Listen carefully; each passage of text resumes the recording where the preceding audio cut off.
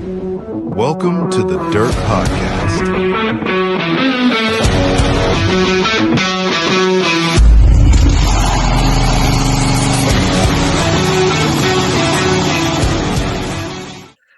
Welcome to episode number 1 of The Dirt, which is basically the dirt behind dirt drag racing. We want to start off by saying we are big fans of World Sand Drag News and Paddle Talk, and this is not any competition to them. We're going to work together covering different areas of the sport. We want to enhance the sport. We want to invite the younger crowd into it to try to grow the sport because honestly, the future, wouldn't you guys agree, the future of our sport is the kids. For sure. So anyway, we're going to talk about the things that happen at the track, the things that people don't know if they don't stay in tune. I live in Michigan. You guys are down in Ohio or Indiana, right? Yep. Yeah. Okay. So we basically want to be able to communicate to our, what we think our, I don't want to say fan base is, but our people that like dirt drag racing. We want to communicate to them the things that are going on, the adversities, the triumphs, all that stuff that people may not know about. So the disconnect between projects. Yeah, exactly. Who's doing what? Yep. So that's what we're going to do. This is episode number 1, and we're hoping if you guys like what we're doing, comment and let us know. If you don't like it and you want to see something different, let us know. We want to make something for everyone on here. Or, I mean, we probably can't please everyone. Maybe John can. But I thought we were here to piss some people off. That may happen. It's not my intention, but it may happen. You'll find I'm the peacemaker. John may be the troublemaker. Benny is our resident expert on the sport. Chum's our IT guy and the regular keeping us together. So anyway, do you guys have anything to add to that? We're running a half an hour behind schedule because our IT guy is slow. I had cheerleading practice. I had to take my kids too. So yeah, way to prioritize family over our over our hobbies here. But tonight we're hoping to talk about Gravalama 54, right? That was 54 this past week.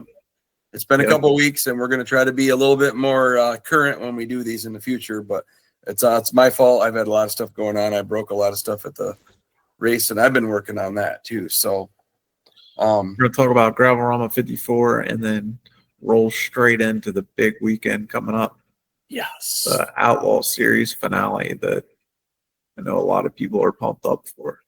Yes, we all are pumped up. In fact, that's where we're all going to see each other next in a couple days. So yeah, that's the gist of it. We may, if we run out of things to talk about, we might put some other stuff in here. But let's talk about gravel. Who wants to start?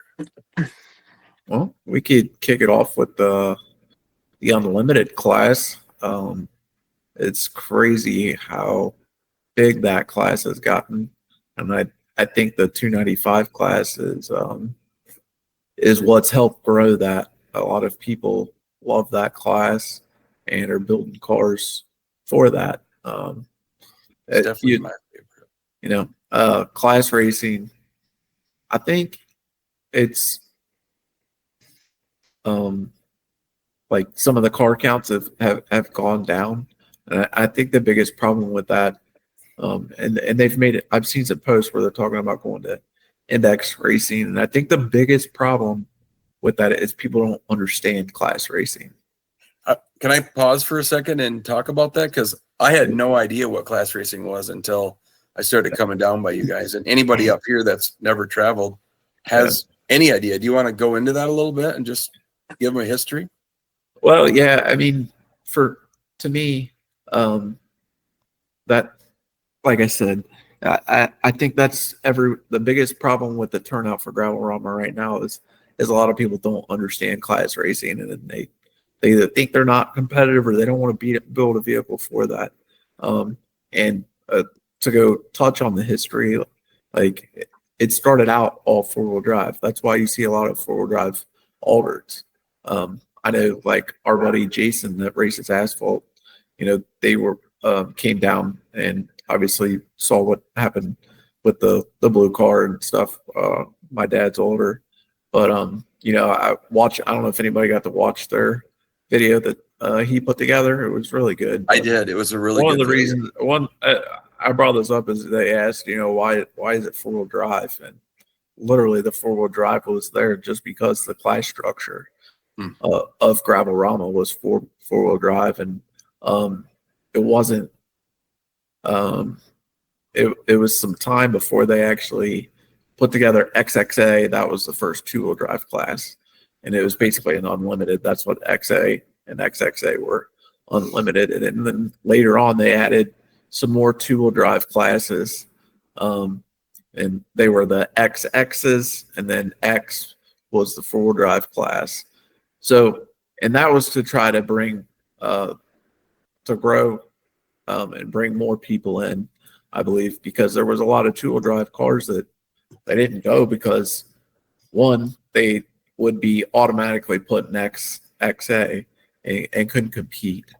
Okay. So they created XXD, XXC, and XXB. So I think that really helped. And now they've actually just combined them all. So it doesn't matter if you're 2-wheel drive or 4-wheel drive. So there was some effort there, but I don't know how that disconnect of understanding class racing, if there's a way to explain class racing a little bit more, or if that would help boost it, or if just going to index racing is going to boost the car turnout. And I think there's a lot of people that are on both sides of the fence of that. I know a lot of guys in our area specifically build their engine and vehicle combinations specifically around the Gravalama class rules. And those are based off weight, cubic inch, and power adder, correct? Weight, cubic inch, and then your aftermarket additions. Okay. Certain certain add-ons are worth points that and then there's a scale factor. So there's a whole equation. Mm-hmm. And then, once you add in your forced induction, your blower, your nitrous, it grows that equation to come out to your final value that classes you. Got it. Okay. Which is summary. Yeah. And to lead into what you said about the unlimited, because it's a little harder to understand for people that don't live it. Like I know a lot of guys down there you got motors that cost more than my whole car probably to run in those classes. Yeah, you're right. There are some really badass small blocks that will have the same amount of money invested in them as your big blower motor. Right. So, but with that is why they made the unlimited class, right? So the cars that don't fit in a class can have somewhere to race. Well, not necessarily. That was a restructure they just did a few years ago, where they added the unlimited, because XA was technically XA and XXA were unlimited classes. But they restructured that.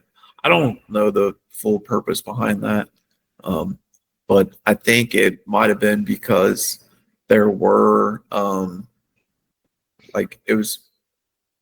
there was a separation in ETs where just someone was just like, there was a handful of people that were or a small handful of people that dominated XA, right? Or XXA. Mm-hmm. So they created unlimited to try to push some of them out and then make the classes a little bit more competitive, I think was the goal behind that. Okay. And I could be wrong, but that's what I believe. So, you're talking like bullies like John Trainer and stuff. Yeah. No. I'm just kidding. Yeah. I did forget to introduce you guys to, did I? Ben Steele, John Trainer, Kyle Elliott. I don't know if I did that in the beginning. Yeah. You did. Okay. You did.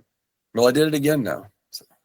John's hunting right now, so he's in his deer stand right now. John's out in the woods. It's dark there, apparently. Yeah. The deer are just laughing at him though right now. Yeah. So What stands out to you from the unlimited class this year, the race at Gravel, Ben? Well, not necessarily stands out to me, but and no offense, John, but the fastest guy in the class that is not the one who won the class. And I bring that up because I think it was actually last year when you came down, Doug. Yeah. And, yeah, and I know a lot of people that weren't even going to enter the unlimited class because they're like, why? It doesn't matter. He's going to run. I can't beat a 2.6, which that just aggravates the living piss out of me to hear someone just kind of scoff at the idea of even trying. It's very difficult to win at Gravalama. To win a class race at Gravalama, it takes more than just money, skill. It takes a lot of luck as well, and everything to go right. And it's hotter than hell. This year we got extremely lucky, but it takes absolute 100% guts, perseverance to get through a Gravalama and make it to the finals and actually win. So, but yeah, especially adding the car count that we had this year too. There was a lot of rounds. Yeah, and a lot in unlimited, like we said earlier. Yeah, but yeah, I know John had some adversity. You had absolutely nothing go right for you. Right. Yeah. And it just goes to show at the end of the day, like just because I showed up doesn't mean I'm going to win. Right. Exactly. You've got to get your car A to B every single pass. Yeah. Speaking of that, John, congratulations on your win. Oh, thanks. That was a lucky day. Yeah, he managed to get the car A to B every single pass. Yeah. So what happened? You had something break on your car that you had to really thrash on to get it to the next round. Yeah, we was coming in kind of at the last minute. Wasn't real sure if I wanted to take it, and we ended up. I put Jack in it Thursday night to try to do some testing. And it run like a 95 off the trailer. Then we tuned a little bit. Doug helped. I was surprised you pulled him out because he's a little bit better driver than you. Yeah. Well, he had other cars to race, so. But he thinks he's a better driver. I don't know about that. We'll find out this weekend. We will find out. Yeah. And then Doug helped us with the grid, so that helped us get off the line right off the bat. So that was nice. Because that's the coolest part about sand drag racing. That your competitor comes to your campsite and helps you. When you're quite possibly running them the next round. Yeah. I think that's what separates us from asphalt. Would agree. Yeah, I agree. But we ended up getting like a 290 Thursday, and then we were tuning on it some more, and then broke a rear end. So that was kind of a scramble, and hurried up and rebuilt the rear end on a picnic table there. And between rounds?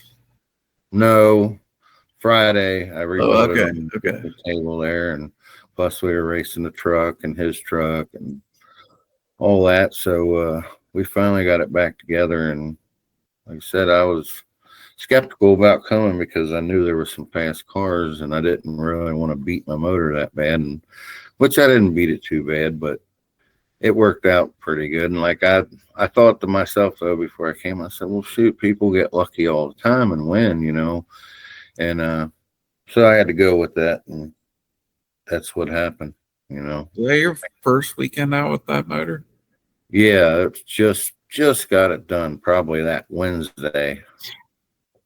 After your fireworks show in Michigan? Yeah, that was expensive. But it's good now, I think. You were trying to chase down Doug, weren't you? He did. He kicked my butt. And one more round after that, I saw all the magic come out of his motor. Oh, yeah. That wasn't the final. The finals was against Rowe, right? Adam Rowe. Yeah, I used up all the magic on Doug, and it was ready to go. Yeah. But I got lucky there, too. Yeah. Like I said, sometimes lucky's better than being good. Yes, it don't ever be a naysayer. Go for it. Even if you think you can't win, you might get lucky. Yeah. I think there was a little more than luck in it, but I'll agree. I'd rather be lucky than good any day. So Yeah, and actually, congratulations on your. I said it over the intercom. I was announcing actually, but congratulations on your first sub 3 second pass 2.9. That was Oh yeah, that was cool. But we were going at it like I was really. I don't know. It's kind of weird. I was just like kind of focused on a 80 after once we got rolling. I was like, I just want to get a 80 because I know it'll do You've it. always been a greedy bastard. he was. He went right past 90s, right to 80s. Well, that's what I wanted. I think I might have been able to do it, but still real rich. So Well, for the record, I heard something happened in the cockpit. You probably were on an 80 pass, and yeah, I hit the kill switch when I hit the parachute. My big thumb hit the kill switch, so it might have been 80. it happens. I think that's where Jack referenced that he was a better driver. Yeah, he always says that. I don't know. So that was the unlimited class. Another cool thing that happened at Gravalama, and got to give them a shitload of props, is Damian Bowers and Mooch Absolutely. putting together a 4.8 and winning a 4.8 liter with a lot of nitrous and winning a class. And I said it earlier, it's hard to win a class race at Gravalama. And I know those guys, they went many, many, many, many years not being competitive at all. And they were able to put together a combination. I think they've had this combination for a couple of years and had some unfortunate luck, but everything went their way. And huge congratulations to them, because I know they were pumped and they had to really persevere and overcome quite a few obstacles. And They did. They had some issues on Friday night on the hill, and to turn around and pull that win off on Saturday was pretty amazing. Yep. So It wasn't like that Jeep sat around and did nothing all weekend. It was something. It was. I think he raced every single day with it. So lots of laps. Yeah. Yep. That was pretty cool. Big congrats to them. Yep, I agree. The other thing that stood out to me at Gravalama, and it's cool as hell to see fast cars putting up big numbers, track records and all that, but there's nothing cooler than seeing a full-size truck riding a wheelie all the way down the track or halfway down the track. And there were two of them that stood out to me. Cody Trice back-to-back passes, and then in the finals putting up a 57. It still wasn't enough to beat Ron Kersey in that stupid Volkswagen thing, but to put up a 357, if I remember right, and just some beautiful passes. And then it was picture perfect when he would go down the track. Yeah, it was awesome to see. Mm-hmm. And then John had a real nice wheel stand that caught everyone off guard, including him, I think. But that was nice, because I'm pretty sure that it was on the quarter panels. Did it bend up the quarter panels, get into the quarter panels at all? Yeah, it cracked my back quarter panel. I've never run a wheelie bar down at Cleves before, and I just happened I put 30 pounds of boost on it and changed a couple things, and it come out, and I felt it pulling real hard. I was like, man, this thing's pulling. And all of a sudden it stood straight up. I was like, geez. I was like, yeah, I should have had that wheelie bar on there, but I still won. So that was what was cool about it too, that you were able to sit it down and win the pass. Yeah, it freaked me out though. I wasn't expecting it. Yeah. It was pretty cool, but yeah, you're right. Trice's truck looked really awesome, and Damien, that was really awesome. That's like the American dream, to take a junkyard LS and beat a $40,000, class small motor. block of fun. Yeah. I mean, it's cool when you can do that, and that's one thing that does make class racing fun is being able to take some lower dollar stuff and make it rip and work and do it, and that's what they keep trying to put more and more rules on it every time somebody with a higher end motor gets beat, and that kind of puts a little bit of a stink in it. But Yeah. Yeah. Hopefully some people that saw that can, realize that they can go class racing, yeah, and just hopefully the people that are making them rules or points ain't gonna add more points because they seen LS win again. Yeah. Bracket racing all years. What's that? I said bracket racing all year is, we all love bracket racing, but to be able to go and run heads up like you do at Gravalama, I don't know any other better way to do it than the way with class racing. Yeah. And that's why everyone looks forward to Gravalama so much every year. Yeah. I want to give a couple people a shout out too that stood out to me. I didn't get to watch the kids race on Saturday or Sunday morning, but Zane Cole, I think he won his class, which was pretty cool. And then on the hill, I want to say Braden won. Him and Kerr went to the finals, right? On Friday night. The hill drags, Yeah, the hill drags. Those guys were both like to see Kerr competitive like that. It's been pretty cool because I haven't seen the donkey run good in a few years, and he's had some bad luck. I was real happy to see that. Blowing up a lot of stuff. And Braden it scared me every time he took off. I thought for sure he was going to jump right over top of the campground on the other side. So yeah, that car was good. So it was a really good event. In spite of my issues, we had our issues on Thursday and on Saturday and didn't really make a showing at all. But the rest of it was great because I love going down there and hanging out with you guys. If I didn't have a car, I'd still be there. You know what I mean? That's how I feel about it. So yeah. And we're recording here at Team Ensing Racing right now. Hopefully that noise isn't too loud. But they're working on my canard. Rick and my buddy Dylan. But Rick came out and had a pretty good showing. He won Thursday night. So and he was knocking right on your record door. Yep, he was close. 68 was his fastest, I think. Yeah. So sure he would have liked to have taken it. I know that was his goal when he came down there, and we'll be back next year and going. Hopefully we're both going faster, but yeah, it's cool to see two cars going for a record at the same time, Yeah, he built that car. I'm gonna actually close the door. 1 second, guys.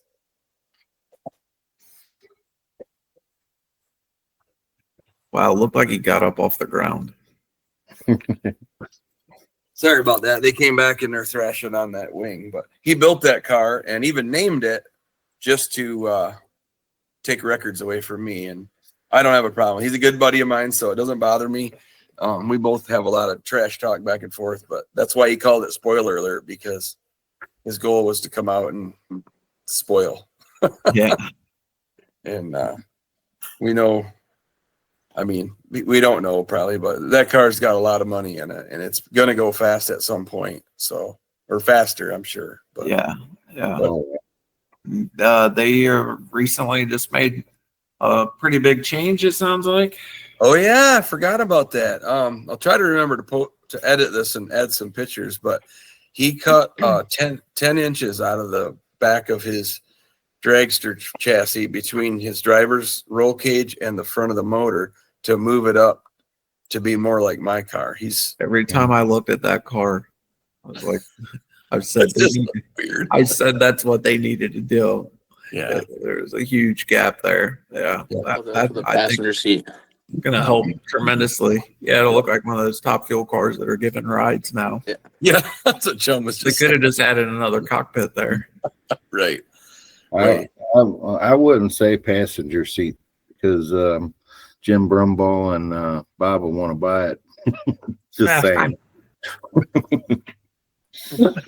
Well, what was our nickname the other day? Jim Bob? Jim Bob. Yeah. So yeah, that's what's been going on around here is Rick's been getting his car ready. He's going to come down to Brookville with us, and he's going to call it a test session, I think. But he'll run he's got a 295 tune up, so he should be right there with all of us. And then we got my new car, Cindy Lou, out last weekend too. That's what's in the background of the picture here. It's not painted or anything fancy on it yet, but it was a lot of fun to run, and looking forward to get that into the 2.9s hopefully too. Yeah. Like you started off that I see like 20s or something. It ran a 331 and it didn't no shift at all. I had to reach down and smack it, and I made an adjustment and came back out and it shifted. It went to 328. So second pass out with it. Pretty happy with that. It's a good start. Yep. And there's a lot more we can do with that. We're just trying to make sure the car reacted like it should going down. The old car with this motor and transmission combo was very unpredictable. And if you get on a weird surface, the wheels were further apart. So it just made some turns that it made me uncomfortable every time we left with it. So that thing does not need to go that fast. How fast did your old setup run with that engine? At the spring Outlaw race, John, was it 314 we made? 314 with a 7. 314 with a 7 at the spring gravel a year ago this past year, so it's almost 2 years ago now, with that old chassis, and it was borderline scary. And that was with the old blower too. Yeah, that was with the old 671. We put a 1071 on it last fall, so we haven't done any testing other than those 2 passes I've done. So looking forward to having that be a good, hopefully an index car, 2.9 car. So You guys start talking about blowers and I get bored. Sorry. Need a big nitrous purge to wake me back up now. Yeah, there you go. Just get a big hoof on it. So we got any big races coming up? I heard there's one this weekend. and man, I think it's so cool that the finale's at Brookville, because that track, we saw it last year, a giant shake up in the points at the end. That's an equalizer. Run off, and the who was supposed to win didn't win, and Right. That was pretty cool. I think you're going to see that again. Brookville's cool. You know how when you see the asphalt guys go out and they're talking about the track being the equalizer, they don't, when it's no prep, but Brookville's like the other way. It's like more hook than we're used to, and it can definitely upset your tune-up. Yeah. Yes. We're going to see a lot of people that usually can't run the number are going to be right there, and it's going to be probably the toughest race of the year, I'd say, for some. I bet you there's 10 of them that are real close to a 3.0 or under this weekend. There's a lot. I know we were chatting the other night, warming up for this, and we named a few of them. So I don't know if anybody who's got their favorite for breaking into the 2.9s for the first time this week. You got Gums.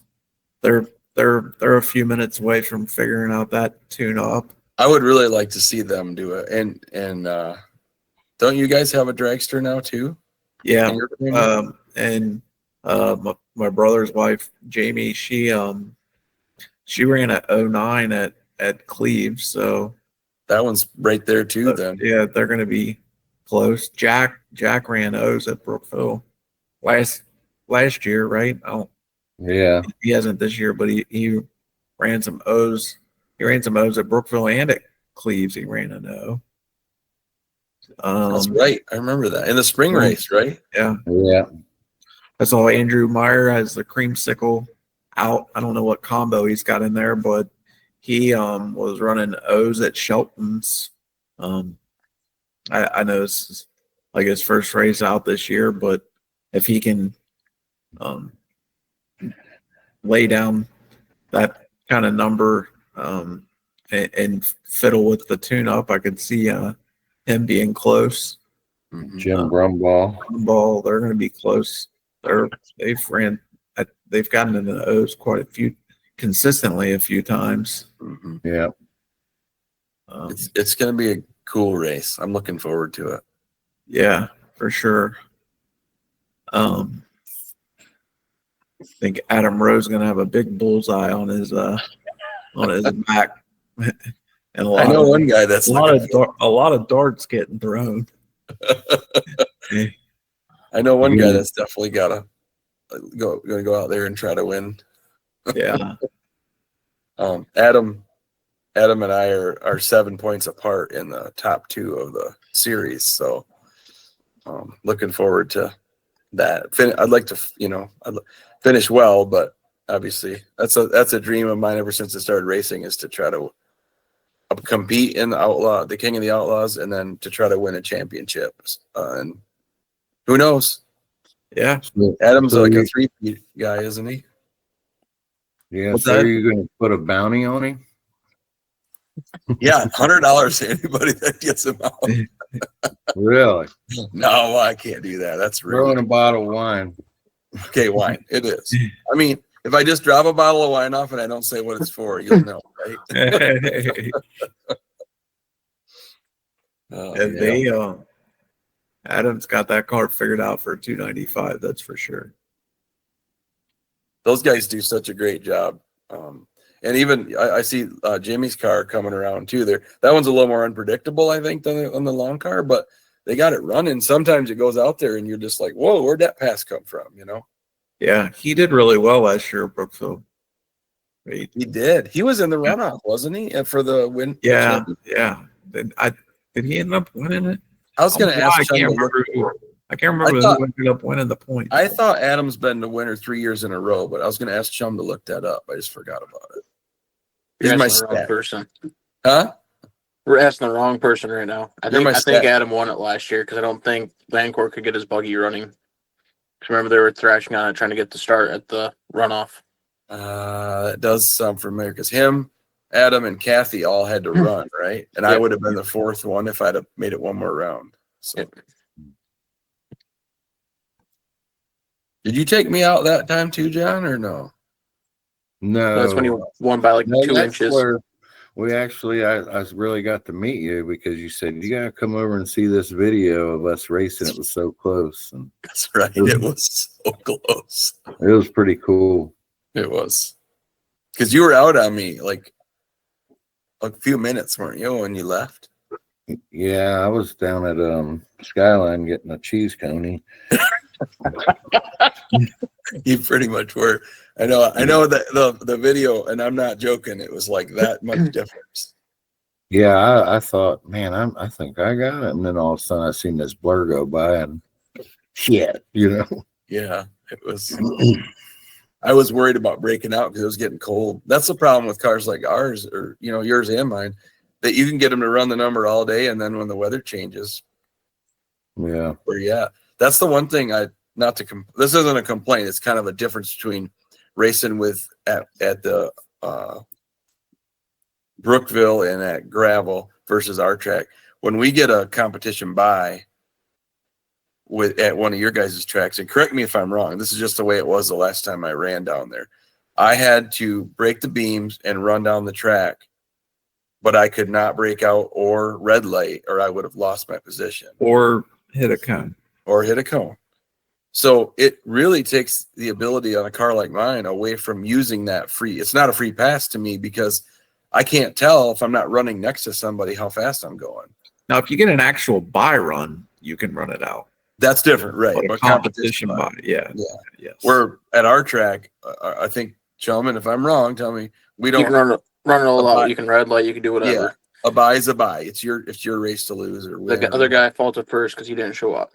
Yeah. Yep. Okay. That's the way we do it. So that's definitely it's just different. You got to get used to it. But Adam and I both had buy runs, competition buys at the spring race. So both of us idled down the track because I don't want to break out and lose to myself, But it's neat.